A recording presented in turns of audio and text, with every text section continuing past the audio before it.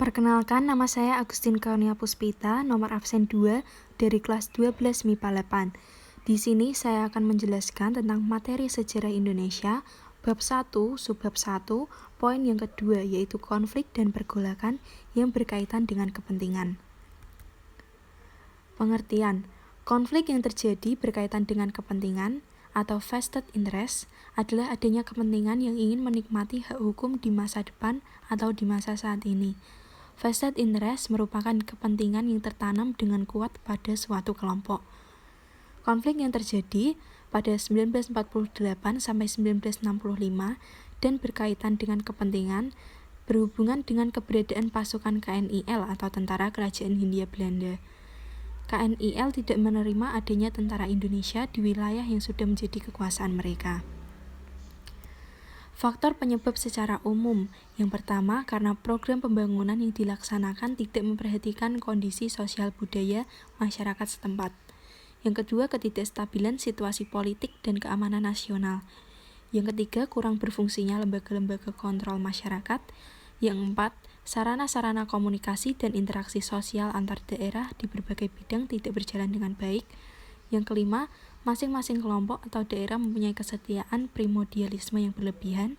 Yang terakhir, terjadinya kesenjangan sosial ekonomi di masyarakat.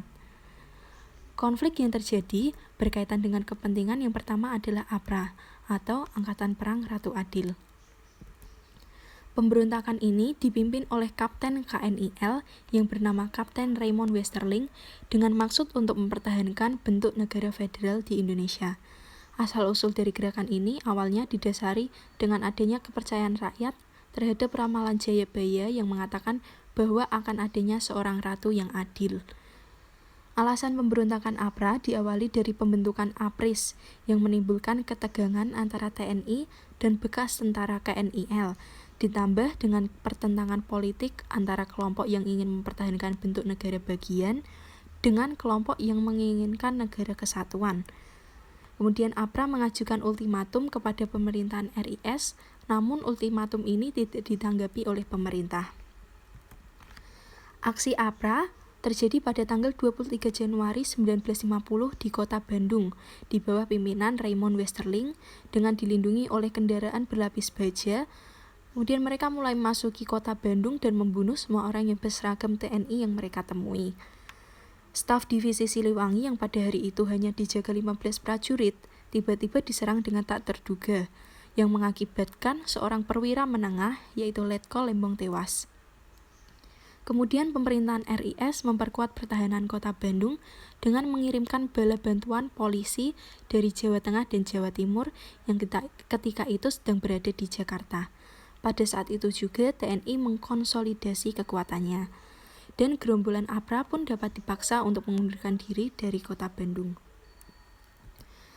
Penumpasan: setelah melarikan diri dari Bandung, Westerling masih ingin melanjutkan misinya di Jakarta, yaitu menangkap Menteri Pertahanan Sultan Hamengkubuwono ke-9 dan Kepala APRIS Kolonel T.B. Simatupang, namun berhasil digagalkan oleh pemerintahan RIS.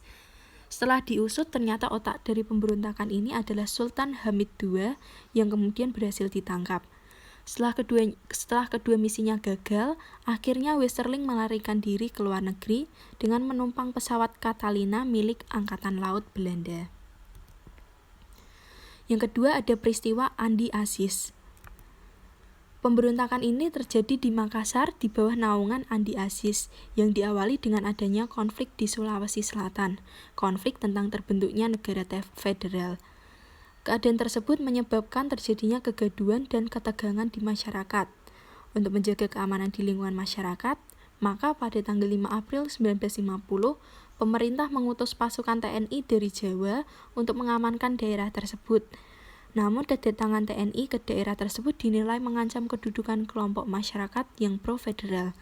Selanjutnya, para kelompok masyarakat pro-federal ini bergabung dan membentuk sebuah pasukan bebas di bawah komando Kapten Andi Aziz. Ia menganggap bahwa masalah keamanan di Sulawesi Selatan menjadi tanggung jawabnya. Dampak pada tanggal 5 April 1950, anggota pasukan anti-ISIS menyerang markas Tentara Nasional Indonesia yang bertempat di Makassar, dan mereka pun berhasil menguasainya. Bahkan Letkol Mokoginta berhasil ditawan oleh pasukan anti-ISIS. Akhirnya, IR PD Diapri, yang saat itu menjabat sebagai Perdana Menteri NIT, mengundurkan diri karena tidak setuju dengan apa yang sudah dilakukan oleh anti-ISIS, dan ia digantikan oleh IR Putuhena yang pro-RI. Pada tanggal 21 April 1950, Sukawati yang menjabat sebagai wali negara NIT mengumumkan bahwa NIT bersedia untuk bergabung dengan NKRI. Penumpasan. Pemerintah Indonesia mengeluarkan ultimatum pada tanggal 8 April 1950. Isi dari ultimatum tersebut memerintahkan kepada anti-ISIS agar melaporkan diri dan mempertanggungjawabkan perbuatannya, menarik pasukannya, menyerahkan semua senjata, dan membebaskan tawanan. Setelah batas waktu ultimatum tidak dipenuhi, pemerintah mengirimkan pasukan ekspedisi di bawah pimpinan Kolonel Alex Kawilarang. Pada April 15, 1950, anti-ISIS datang ke Jakarta dan berhasil ditangkap. Pada 5 Agustus 1950, markas Garuda Makassar dikepung oleh pengikut anti-ISIS, namun berhasil dipukul mundur pihak TNI. Peristiwa ini kemudian dikenal dengan peristiwa 5 Agustus 1950.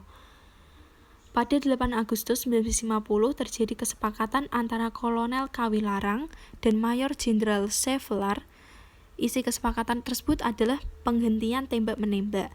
KNIL harus meninggalkan Makassar dan meninggalkan semua senjatanya. Akhirnya anti-ISIS dapat ditangkap dan diadili di Pengadilan Militer Yogyakarta pada tahun 1953 dan dijatuhi hukuman 15 tahun penjara.